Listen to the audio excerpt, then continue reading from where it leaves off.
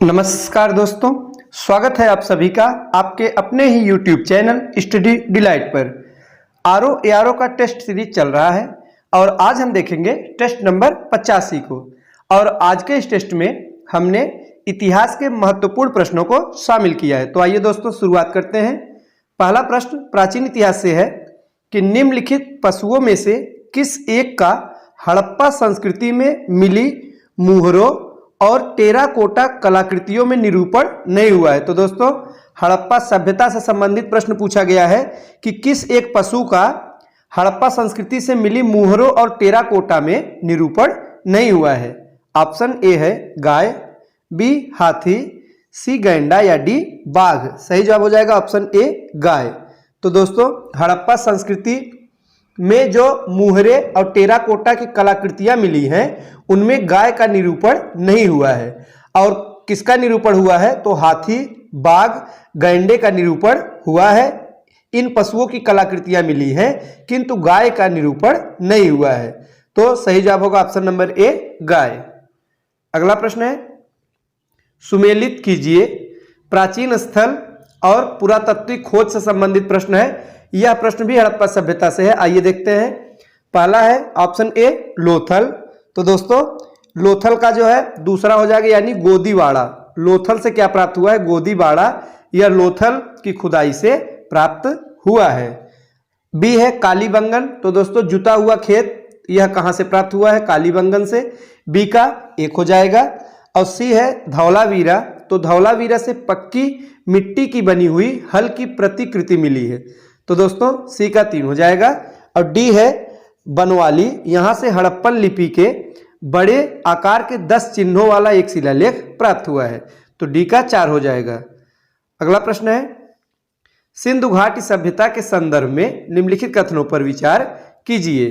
तो 2 कथन दिया गया है, सिंधु घाटी सभ्यता से संबंधित है। आइए देखते हैं। पहला कथन है कि यह प्रमुखतः लौकिक सभ्यता थी तथा उसमें धार्मिक तत्व यद्यपि उपस्थित था वर्चस्वशाली नहीं था। तो दोस्तों पहले कथन में कहने का जो तात्पर्य है कि सिंधु सभ्यता में धार्मिक तत्व मौजूद तो था लेकिन वर्चस्वशाली नहीं था। और दूसरा कथन कह रहा है कि उस काल में भारत में कपास से वस्त्र बनाए जाते थे। तो दोस्तों उपरोक्त जो दोनों कथन दिया गया है बिल्कुल सही है। तो सही जवाब होगा ऑप्शन नंबर सी, यानी कि 1 और 2 दोनों कथन बिल्कुल सही है। और दोस्तों विश्व में सबसे पहले सैंधव काल में ही कपास की खेती की जाती थी। तो यह भी महत्वपूर्ण प्रश्न है, इसको याद रखिएगा। अगला प्रश्न है, निम्नलिखित में से कौन सा लक्षण सिंधु सभ्यता के लोगों का सही चित्रण करता है? आइए देखते हैं। पहला है कि उनके विशाल महल और मंदिर होते थे। तो दोस्तों ये गलत है। और दूसरा कथन है कि वे देवियों और देवताओं दोनों की पूजा करते थे। तो दोस्तों ये सही हो जाएगा क्योंकि सिंधु सभ्यता से जो प्राप्त खुदाई से वस्तुएं मिली हैं उनसे यह पता चलता है कि मातृदेवी पशुपतिनाथ दोनों की पूजा करते थे। तो वे देवियों और देवताओं दोनों की पूजा करते थे। दूसरा कथन सही है। तीसरा है कि वे युद्ध में घोड़ों द्वारा खींचे गए रथों का प्रयोग करते थे। ये गलत है दोस्तों, तीसरा कथन गलत हो जाएगा। तो सही जवाब क्या होगा? ऑप्शन नंबर बी केवल 2। जो दूसरा कथन दिया गया है यह बिल्कुल सही है। आगे है, निम्नलिखित में से कौन सा एक हड़प्पा स्थल नहीं है? ऑप्शन ए है चन्हुदड़ो, बी है कोटदीजी, सी सोहगौरा या डी देसलपुर। तो दोस्तों इसमें से जो सोहगौरा है यह हड़प्पा स्थल नहीं है। वर्तमान में यह उत्तर प्रदेश राज्य के गोरखपुर जिले में स्थित है। दोस्तों यह मौर्य शासक अशोक से संबंधित है। यह हड़प्पा सभ्यता से संबंधित स्थल नहीं है। बाकी जो चन्हुदड़ो है, कोटदीजी है, देसलपुर, ये तीनों हड़प्पा सभ्यता से संबंधित स्थल हैं। इसके बाद है, निम्नलिखित में से कौन सा प्राचीन नगर अपने उन्नत जल संचयन और प्रबंधन प्रणाली के लिए सुप्रसिद्ध है, जहां बांधों की श्रृंखला का निर्माण किया गया था और संबद्ध जलाशयों में नहर के माध्यम से जल को प्रवाहित किया जाता था? महत्वपूर्ण प्रश्न है दोस्तों। तो पूछा जा रहा है वह कौन सा हड़प्पा स्थल है जहां पर उन्नत जल प्रबंधन प्रणाली देखने को मिली है? तो दोस्तों वह स्थल है धौलावीरा। सही जवाब होगा ऑप्शन नंबर ए धौलावीरा। जब भी हड़प्पा सभ्यता से संबंधित प्रश्न में उन्नत जल प्रबंधन शब्द लगा हो दोस्तों तो धौलावीरा उसका आंसर दे दीजिएगा, क्योंकि उन्नत जल प्रबंधन जल का एक विशेष रूप से संचयन और प्रबंधन प्रणाली यह धौलावीरा से ही देखने को मिलता है।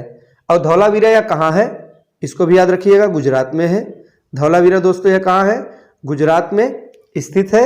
अगला प्रश्न है, निम्नलिखित में से कौन सी वह ब्रह्मवादिनी थी जिसने कुछ वेद मंत्रों की रचना की थी। दोस्तों अब वैदिक काल से संबंधित प्रश्न पूछा गया है, तो कौन सी वह ब्रह्मवादिनी थी जिसने कुछ वेद मंत्रों की रचना की थी। ऑप्शन ए लोपामुद्रा, बी है गार्गी, सी लीलावती या डी सावित्री। सही जवाब क्या होगा, लोपामुद्रा हो जाएगा। दोस्तों लोपामुद्रा एक ब्रह्मवादिनी थी, यानी एक विदुषी थी जो वैदिक काल में इन्होंने कुछ वेद मंत्रों की रचना की थी। और इनके अतिरिक्त अगर बात किया जाए कि दूसरी विदुषी स्त्रियों के बारे में, तो दोस्तों विश्ववारा, सिकता भी विदुषी स्त्रियां थी जिन्होंने वेद मंत्रों की रचना की थी। अगला प्रश्न है, आरंभिक वैदिक साहित्य में सर्वाधिक वर्णित नदी कौन सी है। तो वह कौन सी वह नदी है जो कि आरंभिक वैदिक साहित्य में जिसका सबसे अधिक बार वर्णन मिलता है, तो वो है सिंधु नदी। कौन सी नदी है दोस्तों, सिंधु नदी का वर्णन सर्वाधिक बार मिलता है। और इसके बाद जो स्थान आता है वो है सरस्वती नदी। लेकिन दोस्तों अगर पूछा जाए कि सबसे पवित्र नदी वैदिक साहित्य में या वैदिक काल में किसे माना जाता था, तो सरस्वती को सबसे पवित्र नदी माना जाता था। और सिंधु का उल्लेख सर्वाधिक बार मिला है। और अगर पूछा जाए कि गंगा और यमुना का कितनी बार उल्लेख मिलता है, तो दोस्तों आरंभिक वैदिक काल में गंगा का जो उल्लेख है केवल एक बार किया गया है। और वहीं अगर यमुना नदी की बात की जाए तो यमुना का उल्लेख 3 बार मिलता है। यमुना का उल्लेख दोस्तों कितनी बार मिलता है, 3 बार यमुना का, 1 बार गंगा का। आगे है, प्राचीन भारत के विश्वोत्पत्ति विषयक धारणाओं के अनुसार 4 युगों के चक्र का क्रम इस प्रकार है। तो दोस्तों जो विश्वोत्पत्ति विषयक धारणा है, यानी धार्मिक मान्यता के अनुसार 4 युगों का क्रम, सही क्रम क्या होगा यह पूछा जा रहा है। तो सही जवाब होगा ऑप्शन नंबर सी, पहले कृत, फिर त्रेता युग, फिर द्वापर युग और लास्ट में कली यानी कलयुग, जो कि वर्तमान समय में चल रहा है। तो सही जवाब होगा ऑप्शन नंबर सी। आगे है, प्राचीन भारतीय समाज के प्रसंग में निम्नलिखित शब्दों में से कौन सा शब्द शेष 3 वर्ग का नहीं है। तो दोस्तों इसका सही जवाब हो जाएगा ऑप्शन नंबर सी, कोश। दोस्तों कुल, वंश, गोत्र ये एक ही परिवार से संबंधित शब्द हैं, जबकि कोश एक अलग शब्द है। आगे है, नचिकेता और यम के बीच सुप्रसिद्ध संवाद उल्लिखित है। तो दोस्तों नचिकेता और यम का जो संवाद हुआ है वह किस उपनिषद में इसका वर्णन मिलता है, तो कठोपनिषद में मिलता है। सही जवाब होगा ऑप्शन नंबर सी, कठोपनिषद। तो कठोपनिषद में नचिकेता तथा यमराज का जो संवाद है उसका वर्णन है। और दोस्तों यह उपनिषद संस्कृत भाषा में लिखा गया है और इसके जो रचयिता है वह वैदिक काल के ऋषियों को माना जाता है। आगे है, आर्य शब्द इंगित करता है। तो आर्य शब्द का शाब्दिक अर्थ क्या है, तो श्रेष्ठ वंश है। तो दोस्तों आर्य यानी कि श्रेष्ठ वंश या श्रेष्ठ जाति का आर्य का शाब्दिक अर्थ है। सही जवाब होगा ऑप्शन नंबर डी। आगे है, निम्नलिखित 4 वेदों में से किस एक में जादुई माया और वशीकरण का वर्णन है। तो दोस्तों वो कौन सा वेद है जिसमें जादू टोना, मंत्र, वशीकरण इन सब का वर्णन मिलता है, तो वो वेद है अथर्ववेद। सबसे अंतिम वेद अथर्ववेद। सही जवाब होगा ऑप्शन नंबर सी। और दोस्तों अथर्ववेद की रचना किसने की थी, अथर्वा ऋषि ने। याद रखिएगा अथर्वा ऋषि ने, और इसको अंत में वेद में जोड़ा गया। इसके पहले वेदत्रयी था जिसमें 3 वेद मुख्य रूप से थे, ऋग्वेद, यजुर्वेद, सामवेद। बाद में अथर्ववेद को भी शामिल करके कुल वेदों की संख्या 4 मानी गई। आगे है, पूर्व वैदिक आर्यों का धर्म प्रमुखतः क्या था। तो दोस्तों पूर्व वैदिक आर्यों का प्रमुख धर्म था प्रकृति पूजा और यज्ञ। सही जवाब होगा ऑप्शन नंबर सी, प्रकृति पूजा और यज्ञ करना था। इसके बाद है, भारत के संप्रतीक के नीचे उत्कीर्ण भारत की राष्ट्रीय आदर्शोक्ति सत्यमेव जयते कहाँ से ली गई है। तो दोस्तों पूछा जा रहा है कि जो राष्ट्रीय आदर्श उक्ति है यानी सत्यमेव जयते, यह कहाँ से लिया गया है? तो यह मुंडकोपनिषद से लिया गया। सही जवाब होगा ऑप्शन नंबर डी, मुंडकोपनिषद। और सत्यमेव जयते का अर्थ क्या होता है दोस्तों? सत्य की ही जीत होती है। और यह भारत के राष्ट्रीय प्रतीक के नीचे देवनागरी लिपि में अंकित है। इसके बाद है प्राचीन संस्कृत ग्रंथों में प्राप्त यवन प्रिय शब्द द्योतक था।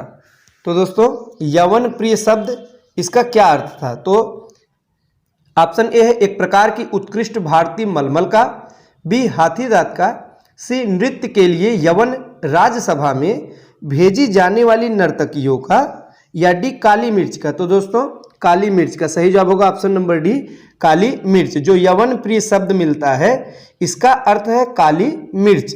और यवन इंडो ग्रीक थे जिन्हें काली मिर्च अधिक पसंद थी, इसलिए दोस्तों काली मिर्च को यवन प्रिय के नाम से भी जाना जाता है। तो ये थे आज के महत्वपूर्ण प्रश्न।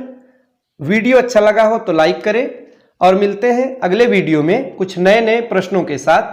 तब तक के लिए नमस्कार।